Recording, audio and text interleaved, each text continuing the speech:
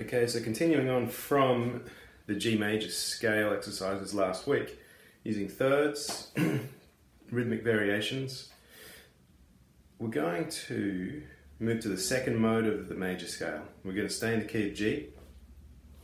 Remembering we've got one sharp, F sharp, key signature.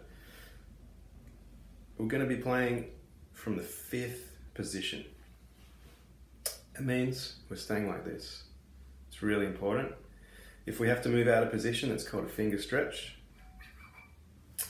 The modes are scales within scales. So we've got the G major scale, which is here. Let's put a metronome on.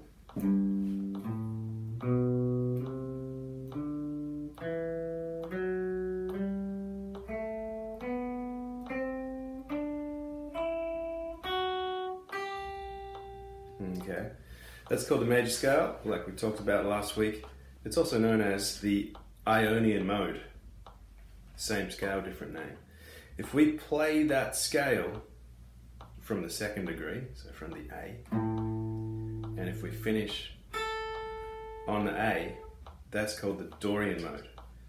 It sounds like this.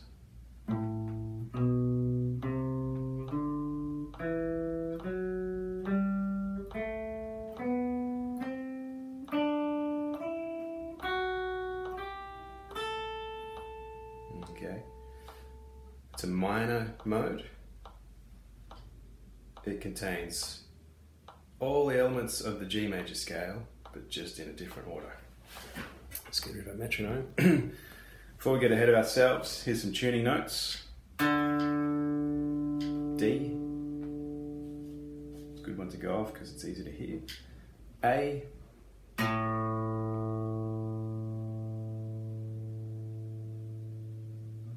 E.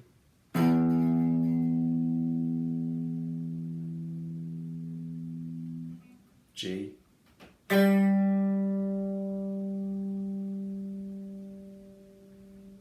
B.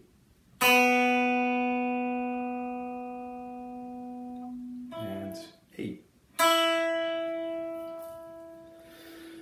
I'll probably have to retune because it's a Les Paul and the G often goes out of tune. So we're looking at the Dorian mode. There's two positions we want to play it in. The one we just played it in there, which is in the root position of the G. Okay, and also up here. So let's look at this particular shape. We're starting on the 5th fret on the A note. And B, C, D, E.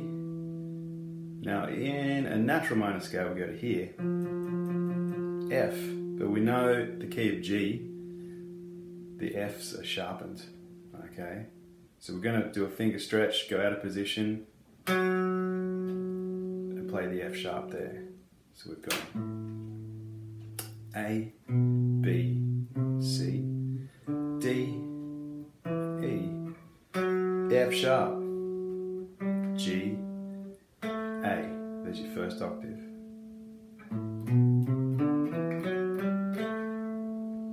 Okay. Now just a reminder, every time we're doing these scale exercises, alternate picking.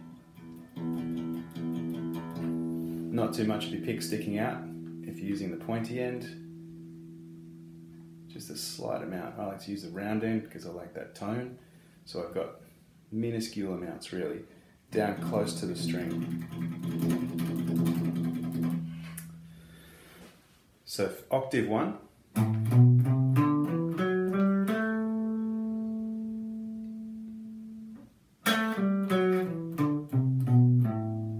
So let's play that together. Got a metronome here set on 70.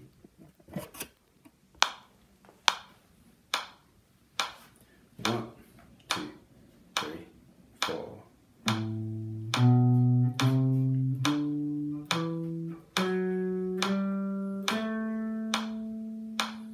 Okay, pay attention to your technique, keeping your fingers arched above the strings, thumb on the back of the neck.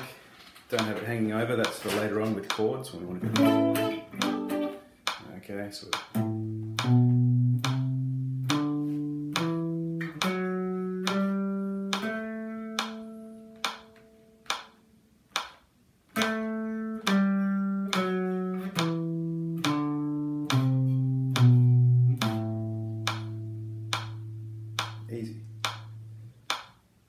octave 2, starting from the A, B, C, D, E, F sharp, there it is, G, A, and often we play the scale to the 9th degree, which is B. Okay, let's play that second octave. We'll count it in. We'll give each note 4 beats. It's a new shape, so it can take some time to get there. 1, 2, 3, 4.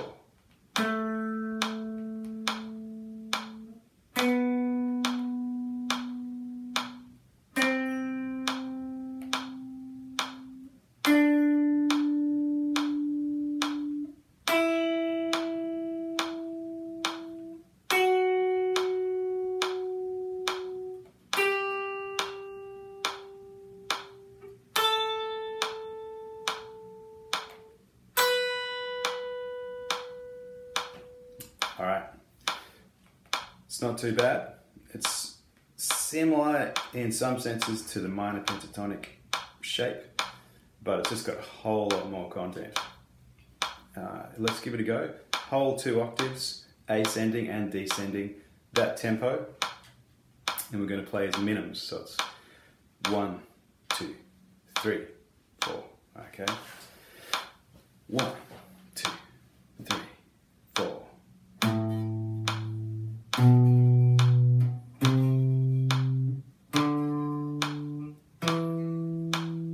F sharp. Check your technique. Keep your fingers strong. Thumb on the back of the neck. Arching fingers.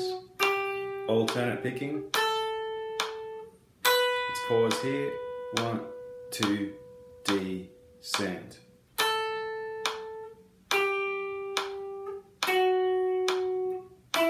Clear notes, no buzzing.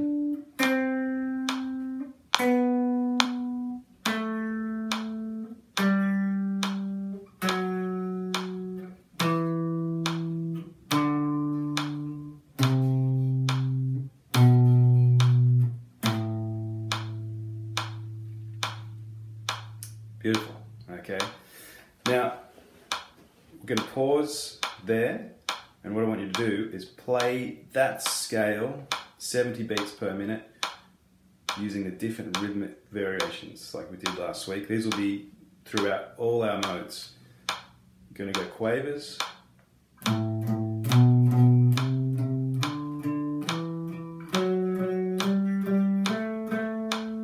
semi-quavers,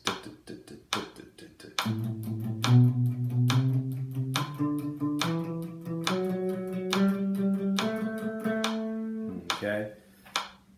Maybe don't go thirds yet, we'll ease into that. And then, if you can, try going triplets.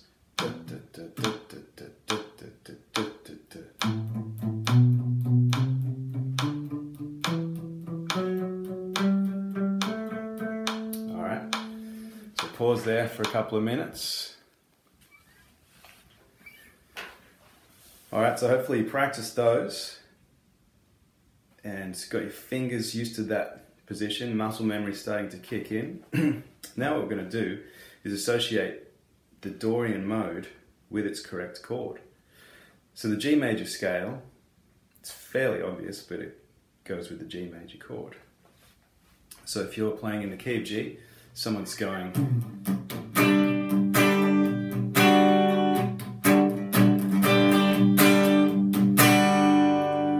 Okay, then you've got...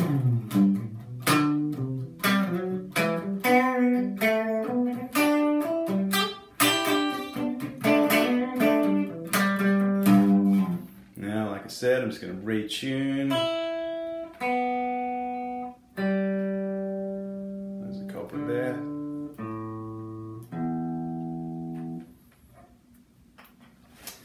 Okay, so if we're playing a static minor chord like A minor, for instance, and it's just not going anywhere. It's just like.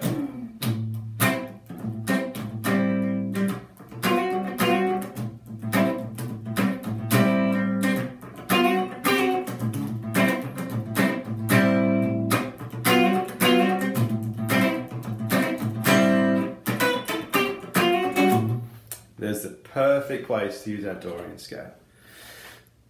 Now, it's an amazing scale because we can combine it with the blues scale, with the pentatonic scale, and a few other secret weapons in there. So, I'm just going to put this on a bit faster, and I'll give you an example of. Okay. So if I'm going to take a solo using the Dorian mode, in a funky sort of context, this is how I'm going to approach it.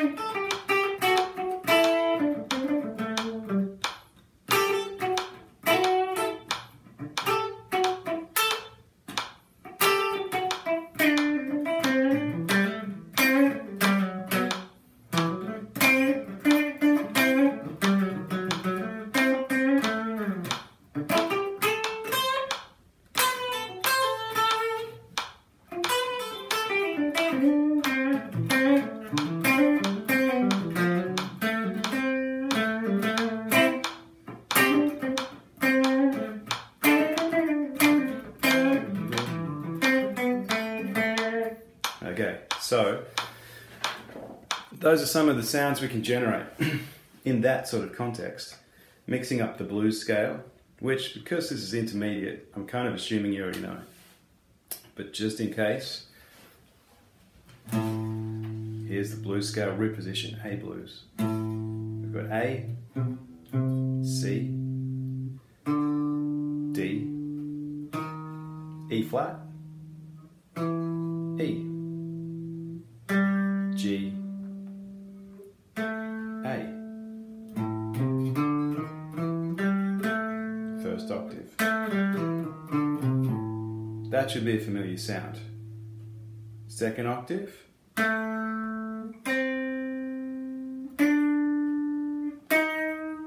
Okay, it's the blues note.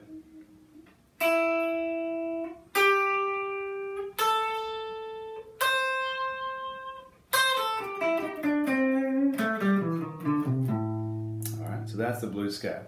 So the Dorian scale and the blues scale, they should be like this. You can go in between them. They shouldn't be separate scales when you're soloing. They can be approached together. That way you get this combination.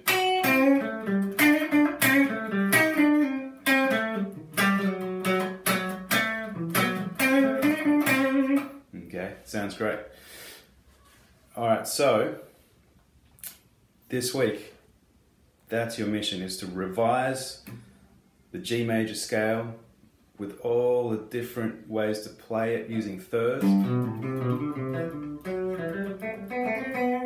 Okay, when that's feeling good, move on to the Dorian mode. Record yourself playing an A minor 7 chord. Best voicing is probably this one. Or if you want to play it open. Okay, put your metronome on and just do static chord.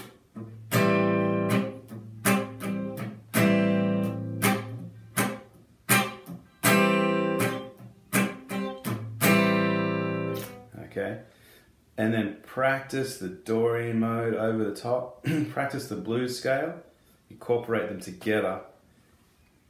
Next week, we're going to be moving through the G into the Dorian, and then we're going to skip a few and incorporate the Mixolydian scale, which is one of the sort of big 3 scales that guitarists use in contemporary music to solo. Alrighty, catch you next week.